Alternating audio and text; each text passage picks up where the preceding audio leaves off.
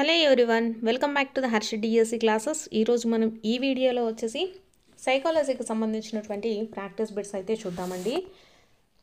Video చూస్తున్న వాళ్ళు మీకు వీడియో నచ్చినట్లయితే తప్పకుండా లైక్ చేసి సబ్స్క్రైబ్ చేసుకోండి. అలాగే మన ఛానల్లో వచ్చేసి టెట్కి ఎవరైనా ప్రిపేర్ అవుతున్నా, అలాగే డిఎస్సికి ప్రిపేర్ అవుతున్నా, వీటికి సంబంధించినటువంటి కంటెంట్ అలాగే ప్రాక్టీస్ బిట్స్ వచ్చేసి మన ఛానల్లో చాలా ఉన్నాయండి. సో ఇంకా ఎవరైనా సబ్స్క్రైబ్ చేసుకోకపోతే ఒకసారి సబ్స్క్రైబ్ చేసుకొని మీకు ప్రాక్టీస్ బిట్స్ కావాలన్నా, కంటెంట్కి సంబంధించి డౌట్స్ ఉన్నా కూడా మీరు ఈ ఛానల్లో అయితే మీరు ప్రతి ఒక్క వీడియోను కూడా ప్లేలిస్ట్ ద్వారా అయితే చూసుకోవచ్చు. సో ఈరోజు ఈ వీడియోలో సైకాలజీకి సంబంధించినటువంటి ప్రాక్టీస్ బిట్స్ అలాగే ప్రతి ఒక్క ఆప్షన్కి సంబంధించి మనం ఎక్స్ప్లెనేషన్ కూడా చూద్దామండి. సో ఫస్ట్ క్వశ్చన్ అయితే చూద్దాము. ఫ్రాయిడ్ ప్రకారము స్వభావ సిద్ధంగా ఆదర్శ సూత్రానికి సంబంధించినది ఏది అనేసి అడుగుతున్నారు. ఆప్షన్ ఫస్ట్ది అద్యహము, ఆప్షన్ 2 అహము, ఆప్షన్ 3 అచిత్తు, ఆప్షన్ 4 అద్యహ చిత్తు అనేసి ఇచ్చారండి. సో ఇక్కడ మనకు అచిత్తు అద్యహము వీటికి మనకు ఇంగ్లీష్లో అయితే చూద్దామండి. ఫస్ట్ చూసుకున్నట్లయితే మనకు అద్యహం అంటే ఏంటండి? Super ego. సో ఇక్కడ మనకు ఇంగ్లీష్లో కూడా ఇచ్చారు కదా. నెక్స్ట్ అహం అంటే ఈగో అండి. ఇక్కడ మనకు ఇంగ్లీష్లో అయితే తప్పు ఇవ్వడం అయితే జరిగింది. సో అహము అంటే ఈగో అండి. నెక్స్ట్ అచిత్తు అంటే ఇడ్ అనమాట. సో ఈ రెండు మనకు ఆప్షన్స్ అనేది క్లియర్గా అయితే ఇవ్వలేదండి. సో ఇవి రివర్స్లో ఉండాలన్నమాట. అహము అంటే ఈగో అండి, ఇక్కడ ఇడ్ అంటే అచిత్తు. సో మనకు ఆదర్శ సూత్రానికి సంబంధించింది ఆదర్శ సూత్రం అన్నా, అలాగే ఆదర్శ సూత్రానికి ఇంకొక పేరు వచ్చేసి నైతిక సూత్రం అండి. నైతిక సూత్రం. ఇక్కడ మీకు క్వశ్చను ఫ్రాయిడ్ ప్రకారం స్వభావ సిద్ధంగా ఆదర్శ సూత్రానికి కానీ లేకపోతే నైతిక సూత్రానికి కానీ సంబంధించినది ఏది అంటే సూపర్ ఈగో అండి. సూపర్ ఈగో మీన్స్ అద్యహము. So option 1 is the right answer. Option 1 right answer అవుతుందండి. నెక్స్ట్ అహం అంటే అహం అనేది మనకు ఏ సూత్రం అండి? వాస్తవిక సూత్రం. నెక్స్ట్ అచిత్తు అంటే ఆనంద సూత్రం అండి. అచిత్తు అంటే ఆనంద సూత్రం. సో ఈ 3 కంపల్సరీ నేర్చుకోవాలి, మనకు ఏ క్వశ్చన్ అయినా అడుగుతారండి. ఫ్రాయిడ్ ప్రకారము ఆనంద సూత్రం ఏది అంటే అచిత్తు అవుతుంది. అలాగే ఫ్రాయిడ్ ప్రకారం వాస్తవిక సూత్రం ఏమవుతుందండి? అహము. నెక్స్ట్ ఆదర్శ సూత్రానికి నైతిక సూత్రానికి అద్యహం అవుతుంది. నెక్స్ట్ సెకండ్ క్వశ్చన్ అయితే చూద్దాము. ఇక్కడ సరికాని జతను గుర్తించండి అనేసి ఇచ్చారండి. ఫస్ట్ది గార్డెనర్ బహుళ ప్రజ్ఞా సిద్ధాంతము, ఆప్షన్ 2 ఫ్రాయిడ్ మనోలైంగిక సిద్ధాంతము, ఆప్షన్ 3 కోల్బర్గ్ ఉద్వేగ వికాస సిద్ధాంతం అనేసి ఇచ్చారు. నెక్స్ట్ ఫోర్త్ వన్ ఎరిక్సన్ వచ్చేసి మనోసాంఘిక వికాస సిద్ధాంతం అనేసి ఇచ్చారు. సో దీంట్లో మనకు సరికాని జత వచ్చేసి ఆప్షన్ 3 అండి. కోల్బర్గ్ అనేది తప్పు. సో కరెక్ట్ అయినవి చూద్దామండి. ఫస్ట్ గార్డెనర్ ఎవరు అంటే బహుళ ప్రజ్ఞా సిద్ధాంతాన్ని చెప్పిన వారు ఎవరంటే గార్డెనర్. ఫ్రాయిడ్ అంటే మనోలైంగిక సిద్ధాంతం. నెక్స్ట్ ఎరిక్సన్ వచ్చేసి మనోసాంఘిక సిద్ధాంతంని వీళ్ళు చెప్పారనమాట. సో నెక్స్ట్ కోల్బర్గ్ చూసుకుంటే కోల్బర్గ్కి వచ్చేసి నైతిక వికాస సిద్ధాంతం అండి. కోల్బర్గ్ నైతిక వికాస సిద్ధాంతాన్ని ప్రతిపాదించింది ఎవరు? కోల్బర్గ్ అండి. నైతిక వికాస సిద్ధాంతం. నెక్స్ట్ ఇక్కడ ఉద్వేగ వికాస సిద్ధాంతం ఇచ్చారు కదా. సో ఉద్వేగ వికాస సిద్ధాంతాన్ని ప్రతిపాదించింది ఎవరు అంటే గోల్మెన్ అండి. ఉద్వేగ వికాస సిద్ధాంతాన్ని ప్రతిపాదించింది గోల్మెన్. సో ఒకసారి అయితే మళ్ళీ చూద్దాము. గార్డెనర్ అంటే బహుళ ప్రజ్ఞా సిద్ధాంతము, ఫ్రాయిడ్ వచ్చేసి మనోలైంగిక సిద్ధాంతము, ఎరిక్సన్ మనోసాంఘిక సిద్ధాంతము, కోల్బర్గ్ ఏంటండి? నైతిక వికాస సిద్ధాంతం. నైతిక వికాస సిద్ధాంతాన్ని ప్రతిపాదించింది కోల్బర్గ్ అనమాట. సో ఇది మనకు సరికాని జత కాబట్టి option 3 is the right answer. Next third question చూద్దాము. ఈ ప్రజ్ఞ కలవారు చిత్రాలను, గ్రాఫ్లను సులభంగా విశ్లేషించగలరు అనేసి ఇచ్చారు. ఆప్షన్స్ ఫస్ట్ది గణిత తార్కిక ప్రజ్ఞ, ఆప్షన్ 2 ప్రాదేశిక ప్రజ్ఞ, ఆప్షన్ 3 వ్యక్త్యంతర ప్రజ్ఞ, ఆప్షన్ 4 వ్యక్తి అంతర్గత ప్రజ్ఞ అనేసి ఇచ్చారండి. సో కరెక్ట్ ఆన్సర్ ఏమవుతుందండి? చిత్రాలను, గ్రాఫ్లను సులభంగా విశ్లేషించగలిగే వాళ్ళని వచ్చేసి ప్రాదేశిక ప్రజ్ఞ అంటారండి. శిల్పులు కానీ, అలాగే చిత్రకారులు కానీ, డిజైనర్స్ కానీ, ఆర్కిటెక్చర్స్ కానీ వీళ్ళందరినీ కూడా మనము ప్రాదేశిక ప్రజ్ఞ కింద చెప్పచ్చు. ఇచ్చిన ఆప్షన్స్ని ఒకసారి చూసుకుంటే గణిత తార్కిక ప్రజ్ఞ అంటే ఏంటి? అంకెలు కానీ, సంఖ్యలు కానీ, లేకపోతే గణిత కోవిదులు, గణిత సమస్యలను పరిష్కరించడము, ఇవన్నీ కూడా మనకు గణిత తార్కిక ప్రజ్ఞ కిందికి వస్తాయి. నెక్స్ట్ చూసుకున్నట్లయితే వ్యక్తంతర ప్రజ్ఞ అండి. వ్యక్తంతర ప్రజ్ఞలో చూసుకున్నట్లయితే మనకు రాజకీయ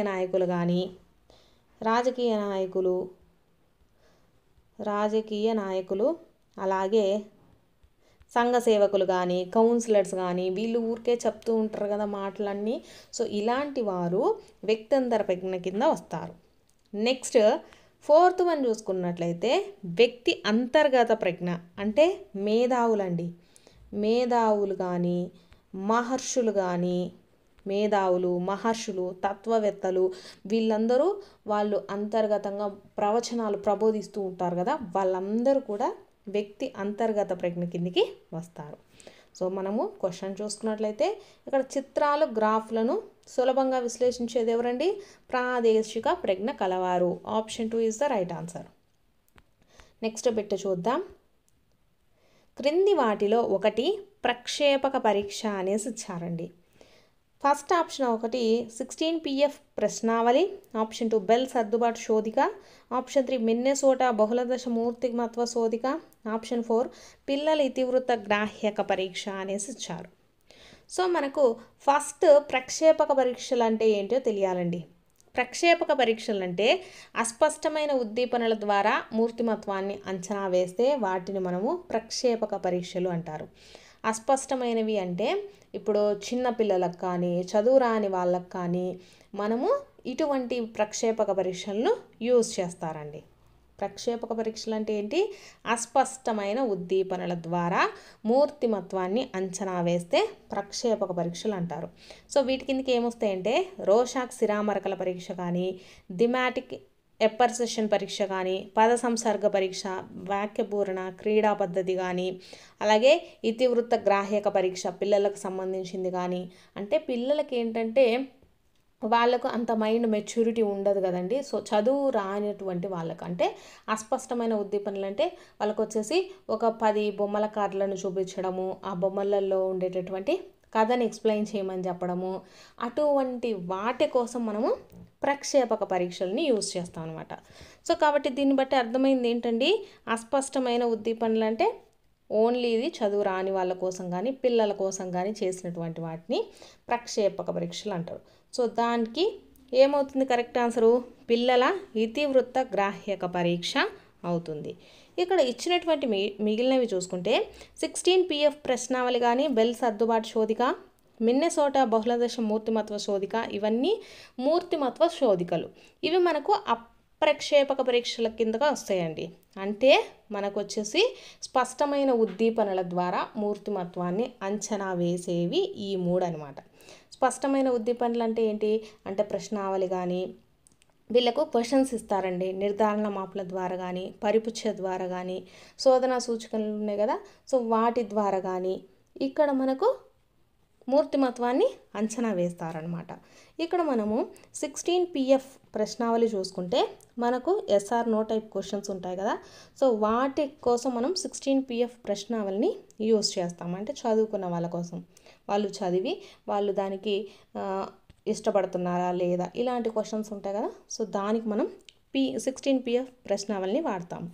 నెక్స్ట్ బెల్ సర్దుబాటు శోధిక అంటే ఇది వచ్చేసి మనకు దేన్ని యూజ్ చేస్తామంటే మనకు జీవితానికి సంబంధించి సర్దుబాటు అంశాలు ఉంటాయి కదా, అంటే వృత్తికి సంబంధించి, ఉద్యోగాలకు సంబంధించి కానీ, ఏమైనా ఇంట్లో సమస్యలు ఉంటాయి కదా, సో జీవితానికి సంబంధించినటువంటి సర్దుబాటు మూర్తిమత్వాన్ని అంచనా వేయడానికి మనం ఈ బెల్ సర్దుబాటు శోధికను యూజ్ చేస్తామండి. నెక్స్ట్ మిన్నెసోటా బహుళదశ మూర్తిమత్వ పరీక్షలో దీంట్లో దాదాపు 500 అంశాలకు సంబంధించినటువంటివి అయితే ఉంటాయండి. దీంట్లో మనం మెయిన్గా చూసుకుంటే 10 వరకు వచ్చేసి ఇక్కడ రకరకాల మానసిక రుగ్మతలతో ఉంటారు కదా, వాళ్ళకు సంబంధించినటువంటి ప్రశ్నలు దీంట్లో ఇవ్వడం జరుగుతుందన్నమాట. ఈ మిన్నెసోటా బహుళదశ మూర్తిమత్వ శోధికలో ఈ 3 మనకు అప్రక్షేపక పరీక్షలు అండి. అంటే స్పష్టమైన ఉద్దీపనల ద్వారా మూర్తిమత్వాన్ని అంచనా వేస్తాం. సో ఇక్కడ మనకు ప్రక్షేపక అడిగారు కాబట్టి కరెక్ట్ ఆన్సర్ ఏమవుతుంది? ఆప్షన్ 4 పిల్లల ఇతివృత్త గ్రాహ్యక పరీక్ష. నెక్స్ట్ చూసుకున్నట్లయితే మొదటి సాంఘిక కృత్యం ఏది అనేసి అడుగుతున్నారండి. ఆప్షన్స్ ఫస్ట్ది ఏకాంత క్రీడ, ఆప్షన్ 2 సంసర్గ క్రీడ, ఆప్షన్ 3 సమాంతర క్రీడ, ఆప్షన్ 4 సహకార క్రీడ అనేసి ఇచ్చారు. మొదటి సాంఘిక కృత్యము అంటే పక్కన పిల్లలతో కలిసి ఆడుకోవటం అనేసి అర్థం వస్తుంది. సో ఏకాంత క్రీడ అంటే వాళ్ళు సింగిల్గా ఆడుకుంటారండి. వాళ్ళు బొమ్మలతో మాత్రమే ఆడుకుంటూ వాళ్ళ లోకంలో వాళ్ళు ఉంటారు. నెక్స్ట్ సంసర్గ క్రీడ అంటే మనకేంటండి పిల్లల సమూహాలతో ఆడుకోవడము, లేకపోతే పిల్లలు పోలినటువంటి అంటే ఒక గ్రూప్లో ఆడేటటువంటి ఆటలు వాళ్ళు చూసి వీళ్ళు కూడా అటువంటి ఆటలను ఆడితే వాటిని సంసర్గ క్రీడలు అంటారు. నెక్స్ట్ సమాంతర క్రీడ అంటే ఇక్కడ ఏంటంటే పిల్లలు బొమ్మలతో కాకుండా పిల్లలు పక్కన పిల్లలు ఏం చేస్తున్నారో వాళ్ళని చూసి ఈ అమ్మాయి కానీ అబ్బాయి కానీ అదే పని చేస్తూ ఉంటారనమాట. సో దానిని సమాంతర క్రీడ అంటాం. నెక్స్ట్ సహకార క్రీడలు అంటే జట్ల వైజ్ ఆడుతుంటారు. అంటే క్యారమ్స్ కానీ మనకు చెస్ కానీ ఇలాంటివి ఆడుతూ ఉంటారు కదా. సో వాటిని సహకార క్రీడలు అంటారు. సో మొదటి సాంఘిక కృత్యం అంటే ఒకరితో కలిసి ఎప్పుడు ఏ సందర్భంలో ఆడుకుంటారు? సమాంతర క్రీడలో ఆడుకుంటారనమాట. మనకి ఏకాంతర క్రీడలు ఏంటంటే ఒక్కరే ఆడుకుంటారు బొమ్మల్ని చూసుకొని. సమాంతర క్రీడ అంటే సమాజంలో ఒక పిల్లవాడు ఏం చేస్తున్నాడో వాడిని చూసి ఈ పిల్లవాడు చేస్తాడనమాట. సో కాబట్టి మనకు సమాంతర క్రీడ అనేది మొదటి సాంఘిక కృత్యం అవుతుంది. నెక్స్ట్ 6th క్వశ్చన్ చూసుకున్నట్లయితే కోల్బర్గ్ ప్రకారము ఈ నైతిక స్థాయి నందు శిశువు నైతిక నిర్ణయము ఇతరుల ఆమోదం లేదా గుర్తింపుపై ఆధారపడి జరుగుతుంది అనేసి ఇచ్చారండి. మనకు ఆప్షన్స్ ఫస్ట్ది వ్యతిరేక సాంప్రదాయ, ఆప్షన్ 2 పూర్వ సాంప్రదాయ, ఆప్షన్ 3 సాంప్రదాయ, ఆప్షన్ 4 ఉత్తర సాంప్రదాయ అనేసి ఇచ్చారు. మనకు కోల్బర్గ్ ప్రకారము మొత్తము 3 దశలు అయితే ఉన్నాయండి. 3 దశలు 6 స్థాయిలు ఉన్నాయన్నమాట. సో ఇక్కడ సరే 3 స్థాయిలు 6 దశలైనా అనుకోండి. సో ఫస్ట్ది ఏంటి? ఇది మనకు పూర్వ సాంప్రదాయ దశ, ఉత్తర సాంప్రదాయ దశ, సాంప్రదాయ దశ. సో మనకు ఈ 3 దశలలో చూసుకున్నట్లయితే సాంప్రదాయ స్థాయిలో మళ్ళీ మనకు 2 దశలు ఉంటాయండి. అవి ఏంటివి? మంచి బాలుడు మంచి బాలిక నీతి ఒకటి ఉంటుంది, ఇంకొకటి సమాజ అంగీకారము గుర్తింపు ఉంటుంది. సమాజ అంగీకారం గుర్తింపు. సో మనకు ఏం ఆన్సర్ అవుతుందండి? ఆప్షన్ 3 కోల్బర్గ్ ప్రకారము ఒక నైతిక స్థాయి నందు శిశువు నైతిక నిర్ణయం ఇతరుల ఆమోదం అంటే ఏందండి? సమాజ అంగీకారం అన్నమాట, లేదా గుర్తింపుపై ఆధారపడి జరుగుతుంది. దేంట్లో? సాంప్రదాయ స్థాయిలో జరుగుతూ ఉంటుంది. నెక్స్ట్ 7th క్వశ్చన్ అయితే చూద్దాము. ఉద్వేగ క్యాథరిన్స్ ఈ దశ నందు ప్రదర్శింపబడును అనేసి ఇచ్చారు. ఆప్షన్స్ ఫస్ట్ది శైశవ దశ, ఆప్షన్ 2 పూర్వ బాల్య దశ, ఆప్షన్ 3 ఉత్తర బాల్య దశ, ఆప్షన్ 4 కౌమార దశ అనేసి ఇచ్చారండి. సో ఫస్ట్ ఆప్షన్స్ అయితే ఎక్స్ప్లెయిన్ చేసుకుందాము. శైశవ దశలో మనకు ఏమి ఉంటాయి అంటే ఉత్తేజము, సంతోషము, ఉత్తేజము. మనం క్వశ్చన్స్ డిఫరెంట్గా అడుగుతారండి, ప్రతి ఒక్కటి కూడా నేర్చుకోవాలి. ఉత్తేజము సంతోషం అనేది మనకు ఏ దశలో కనబడుతుంది? శైశవ దశలో కనబడుతుంది. నెక్స్ట్ పూర్వ బాల్య దశలో చూద్దాం. పూర్వ బాల్య దశలో చూసుకున్నట్లయితే ఈర్ష్య, అసూయ, ప్రేమ ఇవన్నీ కూడా మనకు పూర్వ బాల్య దశలో కనిపిస్తాయి. నెక్స్ట్ ఉత్తర బాల్య దశలో చూసుకున్నట్లయితే ఉద్వేగ ఒత్తిడి నుంచి కాపాడుకోవటానికి మనం చేసేటటువంటి పనులను ఏమంటాము? ఉద్వేగ క్యాథరిన్స్ అనేసి అంటాము. సో మనకు కరెక్ట్ ఆన్సర్ ఏమవుతుందండి? ఆప్షన్ 3 నెక్స్ట్ కౌమార దశలో మనకు ఏమేమి ఉంటాయంటే, కౌమార దశలో ఒత్తిడి, సంఘర్షణ ఇవన్నీ ఉంటాయండి. ఒత్తిడి, సంఘర్షణ అలాగే శారీరక పెరుగుదల ఇవన్నిటి వల్ల వాళ్ళు కొంచెము లోన్లీగా ఫీల్ అవ్వడం కానీ, లేకపోతే వాళ్ళలో సంఘర్షణలన్నీ ఏర్పడుతూ ఉంటాయి. సో చూసారు కదా, మనకు ఉద్వేగ క్యాథరిన్స్ అనేవి దేంట్లో ఏర్పడతాయండి? ఉత్తర బాల్య దశలో ఏర్పడతాయి. అసలు ఉద్వేగ క్యాథరిన్స్ అంటే ఏంటి అని అడిగితే, ఒత్తిడి నుంచి కాపాడుకోవడానికి చేసే పనులను ఉద్వేగ క్యాథరిన్స్ అనేసి అంటారండి. నెక్స్ట్ 8th క్వశ్చన్ చూసుకున్నట్లయితే, ఎరిక్సన్ ప్రకారము క్రీడా దశ 3 నుంచి 5 సంవత్సరాలలో కనబడే మనోసాంఘిక క్లిష్ట పరిస్థితి ఏది అనేసి అడుగుతున్నారు. సో ఇక్కడ ఇచ్చిన ఆప్షన్స్ చూద్దామండి. మనకు పాత్ర గుర్తింపు, పాత్ర సందిగ్ధము అనేది మనకి ఏ దశ అండి? కౌమార దశలో ఏర్పడుతుంది. కౌమార దశ.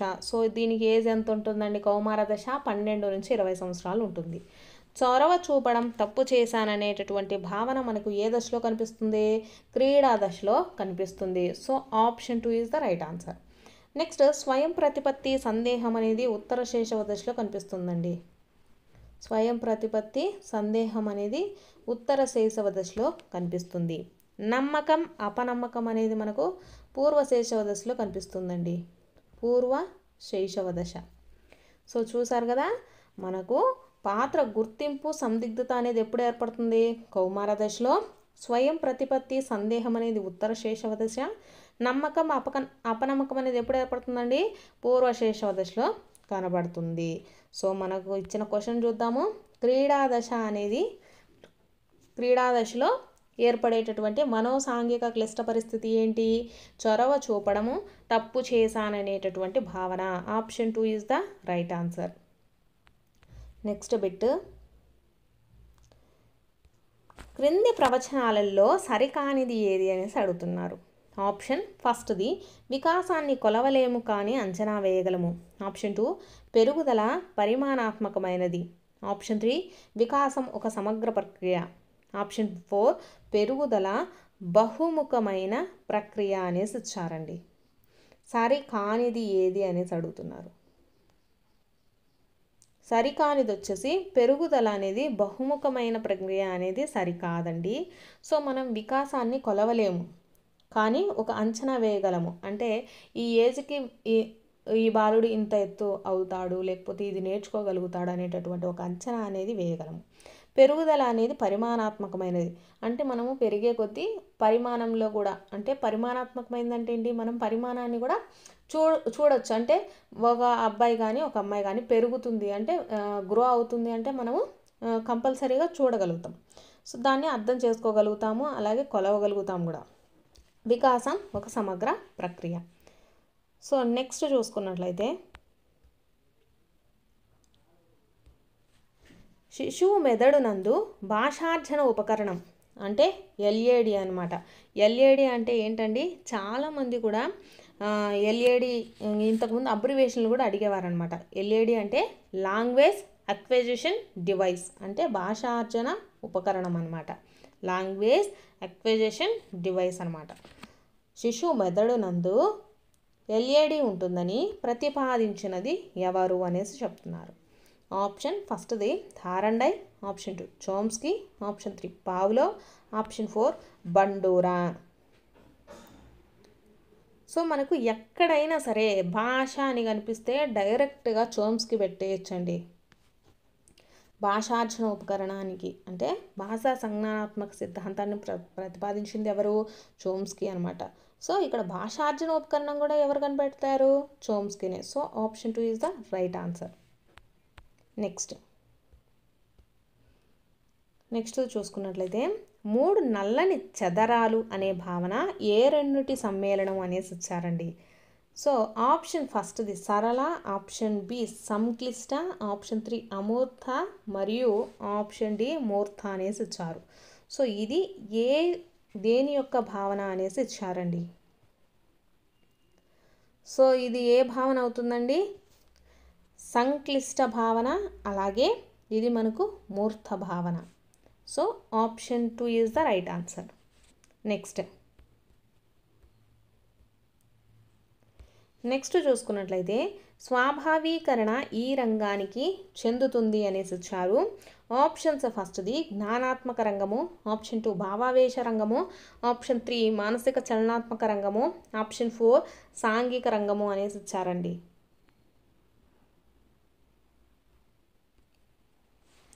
సో మనకు స్వాభావీకరణ వచ్చేసి ఏ రంగానికి చెందుతుందండి?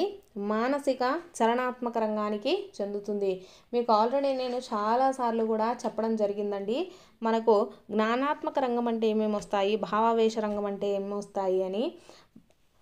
ఫర్ ఎగ్జాంపుల్ జ్ఞానాత్మక రంగానికి చూసుకున్నట్లయితే జ్ఞానము, వినియోగము, అవగాహన, విశ్లేషణ, సంశ్లేషణ ఇవన్నీ కూడా జ్ఞానాత్మక రంగానికి సంబంధించినవండి. భావావేశ రంగం అంటే గ్రహించడము, ప్రతిస్పందించడము, విలువ కట్టడము, వ్యవస్థాపన, శీలస్థాపన ఇవన్నీ కూడా మనకు భావావేశ రంగానికి సంబంధించినవి. నెక్స్ట్ ఇక్కడ మానసిక చలనాత్మక రంగం అండి. మానసిక చలనాత్మక రంగాన్ని చూసుకున్నట్లయితే మనకు దీంట్లో అనుకరణ, హస్తలాఘవము, సునిశ్చితత్వము, అలాగే స్వాభావీకరణ, సమన్వయము, సహజీకరణము, ఉచ్చారణ ఇవన్నీ కూడా మనకు మానసిక చలనాత్మక రంగం కిందికి వస్తాయండి. నెక్స్ట్ 13th క్వశ్చన్ చూద్దామండి. మైకోవర్ రేపు ఏ స్థాయిలో ఉండాలి అని నేను నిన్న చేసిన ఆలోచన ఫలితమే నా ఈనాటి స్థాయి అని పేర్కొన్నారు. ఇది దీనికి ఉదాహరణ అనేసి ఇచ్చారు. ఆప్షన్స్ చూసుకున్నట్లయితే ఫస్ట్ది వచ్చేసి కృత్రిమ ప్రేరణ, ఆప్షన్ 2 బాహ్య ప్రేరణ, ఆప్షన్ 3 సాధారణ ప్రేరణ, ఆప్షన్ 4 సాధన ప్రేరణ అనేసి ఇచ్చారండి. సో ఇక్కడ మనకు కృత్రిమ ప్రేరణ అన్న బాహ్య ప్రేరణ అన్న రెండు కూడా ఒకటేనండి. కృత్రిమ ప్రేరణ ఆర్ బాహ్య ప్రేరణ అంటే ఏంటంటే దండన లేదా శిక్ష లేదా బహుమతి ద్వారా పొందేటటువంటి ప్రేరణ అండి. అంటే ఎవరైనా బహుమతి ఇస్తారు అంటే పనిని చేయడం కానీ, లేకపోతే ఎవరైనా కొడతారు, టీచర్ కొడతారు అని హోంవర్క్ రాసుకుపోవడం కానీ ఇవన్నీ కూడా మనకు ఏ ప్రేరణ అవుతుందండి? కృత్రిమ ప్రేరణ ఆర్ బాహ్య ప్రేరణ అవుతాయన్నమాట. నెక్స్ట్ సాధారణ ప్రేరణ అంటే ఏంటంటే వాళ్ళ సంతోషం కోసము, అంటే ఇప్పుడు వర్షంలో తడవాలని ఉందనుకోండి ఒక అమ్మాయికి, తను వర్షంలో తడుస్తుందన్నమాట. సో దాన్ని ఏమంటాము? సాధారణ ప్రేరణ. అంటే వాళ్ళకు తన యొక్క ఇష్టం కోసం చేసేటటువంటి దాన్ని సాధారణ ప్రేరణ అనేసి చెప్తాము. నెక్స్ట్ సాధన ప్రేరణ. సాధన ప్రేరణ అంటే ఏంటంటే ఒక రంగంలో ఒక లక్ష్యాన్ని నిర్ధారించుకొని ఆ లక్ష్యం కోసమే సాధన చేసి దాన్ని అతను జయించడాన్ని, ఆ లక్ష్యాన్ని ఛేదించడాన్ని ఏమంటామంటే సాధన ప్రేరణ అనేసి అంటారు. సో మనకు ఇక్కడ ఇచ్చినటువంటి క్వశ్చన్కి ఆన్సర్ ఏమవుతుందండి? సాధన ప్రేరణ. ఇతను ఏమనుకున్నాడు? మైకోవర్ రేపు ఏ స్థాయిలో ఉండాలి అని నిన్న ఆలోచన చేసి దాని యొక్క ఫలితమే ఈనాటి స్థాయి. అంటే తను ఒక లక్ష్యాన్ని నిర్ధారించుకొని ఆ లక్ష్యానికి ఇప్పుడు చేరుకున్నాడనమాట. అంటే నిన్న ఆలోచించి ఈరోజు ఆ లక్ష్యాన్ని చేరుకున్నాడు. కాబట్టి ఇది ఏమవుతుందండి? సాధన ప్రేరణ అవుతుంది.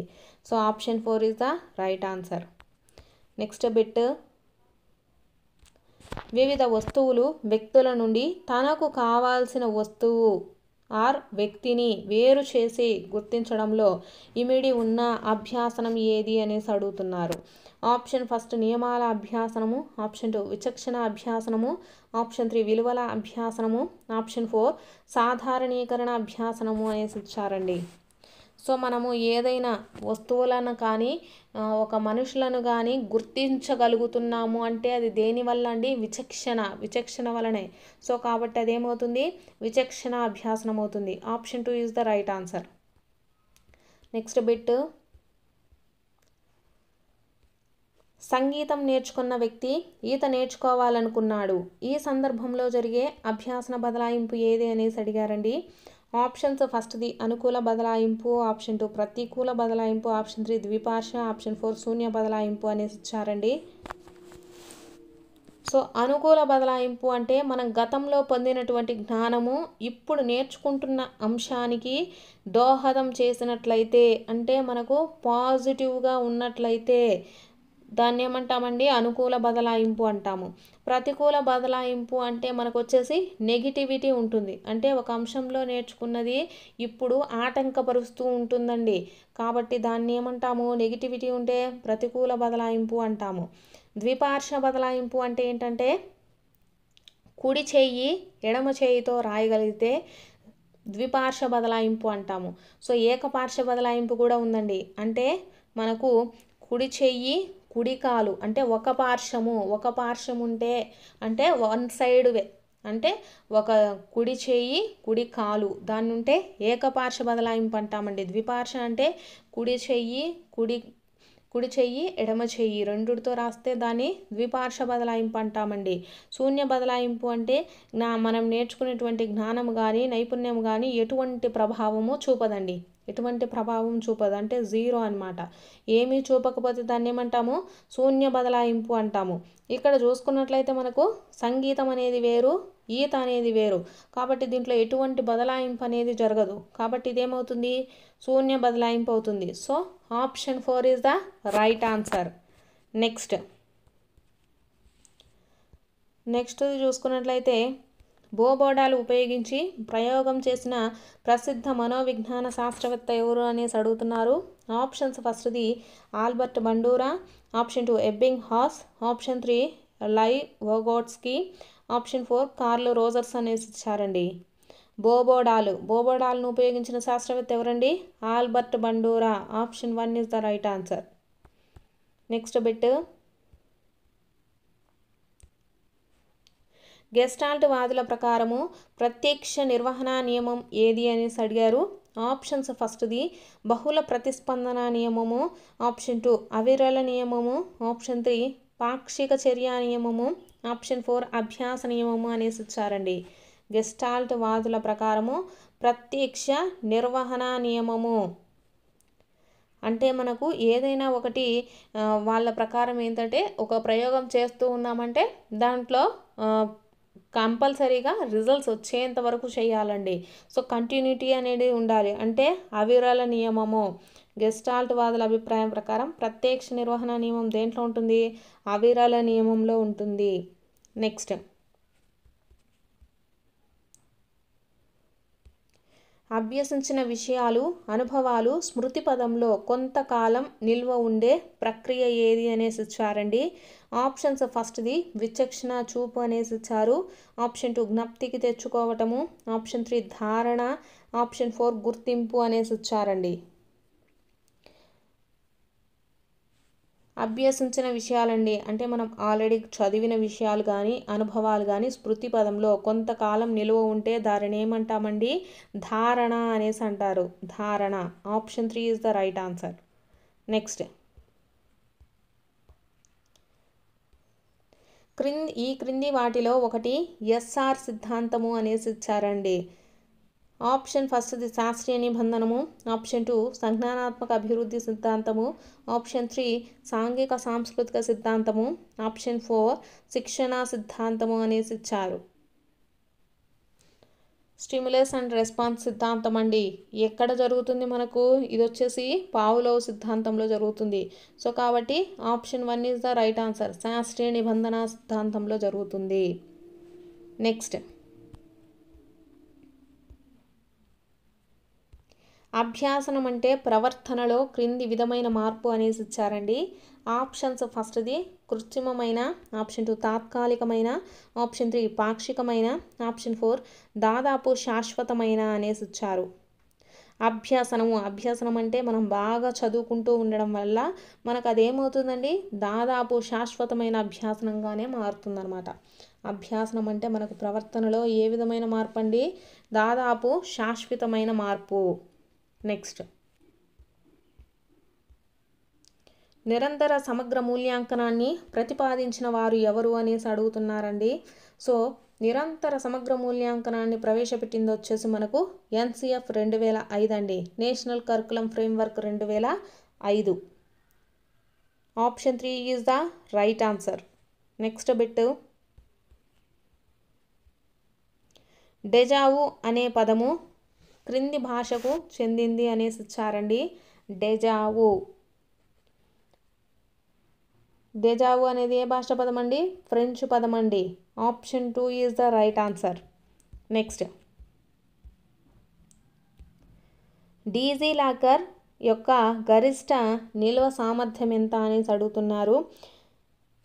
ఫస్ట్ది 54 బైట్స్ 1 GB, నెక్స్ట్ వచ్చేసి 500 MB, ఆప్షన్ 4 100 MB అనేసి ఇచ్చారండి. డీజీ లాకర్ యొక్క గరిష్ట నిల్వ సామర్థ్యం ఎంత అండి? 1 GB ఉంటుంది. Option 2 is the right answer. Next bit, మొట్టమొదటి మెయిన్ ఫ్రేమ్ కంప్యూటర్ ఏది అనేసి అడుగుతున్నారండి. మొట్టమొదటి మెయిన్ ఫ్రేమ్ కంప్యూటర్ క్రే J90 అనేసి ఇచ్చారు. ఆప్షన్ 2 క్రే T90, ఆప్షన్ 3 వచ్చేసి యూనివాక్ 1, ఆప్షన్ 4 EDSSC అనేసి ఇచ్చారండి. సో కరెక్ట్ ఆన్సర్ వచ్చేసి మొట్టమొదటి మెయిన్ ఫ్రేమ్ కంప్యూటర్ ఏందండి? యూనివాక్ 1. నెక్స్ట్, క్రింది వానిలో డేటా ప్రాసెసింగ్ యొక్క ఖచ్చితమైన క్రమం ఏది అనేసి ఇచ్చారండి. ఆప్షన్స్ వచ్చేసి ఇన్పుట్ ప్రాసెసింగ్ స్టోరేజ్ అవుట్పుట్ అనేసి ఇచ్చారు. Option 2 input storage processing output అనేసి ఇచ్చారు. సో డేటా ప్రాసెసింగ్ యొక్క కరెక్ట్ ఆర్డర్ చూసుకోవాలండి. సో ఫస్ట్ చూసుకున్నట్లయితే మనము ఏం చేస్తామండి? ఇన్పుట్ని అనేది ఇస్తాము. డేటా ప్రాసెసింగ్లో ఇన్పుట్ని ఇస్తాము. సో అది ప్రాసెస్ చేస్తుంది. ప్రాసెస్ చేసి మనకు అవుట్పుట్ అనేది ఇస్తుంది. అవుట్పుట్ ఇచ్చిన తర్వాత మనం దాన్ని ఏం చేస్తామండి? స్టోరేజ్ అనేది చేసుకుంటాము. సో కాబట్టి డేటా ప్రాసెసింగ్ యొక్క కరెక్ట్ ఆర్డర్ ఏమవుతుందండి? Input, processing, output, storage. So option 3 is the right answer. Next bit చూద్దాం. ఆంధ్రప్రదేశ్లో మధ్యాహ్న భోజన పథకాన్ని జగనన్న గోరు ముద్దగా మార్చిన తేదీ ఏది అనేసి ఇచ్చారు. సో ఎప్పుడు మార్చారు అంటే 21/1/2020లో అయితే మార్చడం జరిగిందండి. నెక్స్ట్, వైఎస్ఆర్ విద్యాజ్యోతి పథకంలో హాస్టల్లో ఉండే 9వ తరగతి విద్యార్థులకు సంవత్సరానికి ఇచ్చేటటువంటి నగదు ఎంత అనేసి అడుగుతున్నారు. సో ఎంత నగదు ఇస్తారండి? 4500 అయితే ఇవ్వడం జరుగుతుంది. వైఎస్ఆర్ విద్యాజ్యోతి పథకంలో హాస్టల్లో ఉండేటటువంటి 9వ తరగతి విద్యార్థులకు ఎంత నగదు ఇస్తారు? 4500. నెక్స్ట్,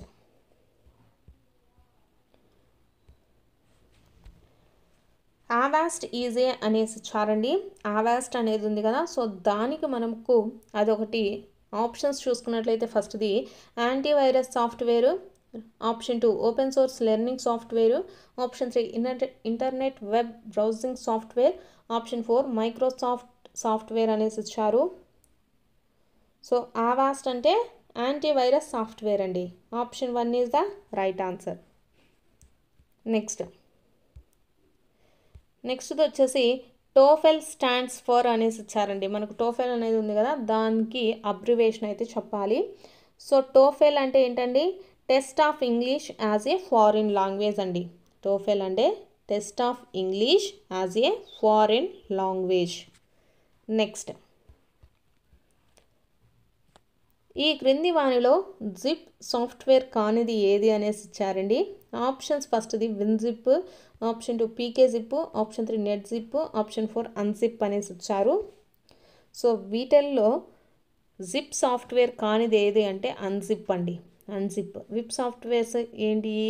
విన్జిప్, పీకే జిప్, నెట్ జిప్, ఇవన్నీ కూడా మనకు జిప్ సాఫ్ట్వేర్స్ అన్నమాట. సో ఇవి వచ్చేసి మనకు సైకాలజీకి సంబంధించినటువంటి ప్రాక్టీస్ బిట్స్. మీకు కనుక వీడియో నచ్చినట్లయితే తప్పకుండా లైక్ చేసి సబ్స్క్రైబ్ అయితే చేసుకోండి.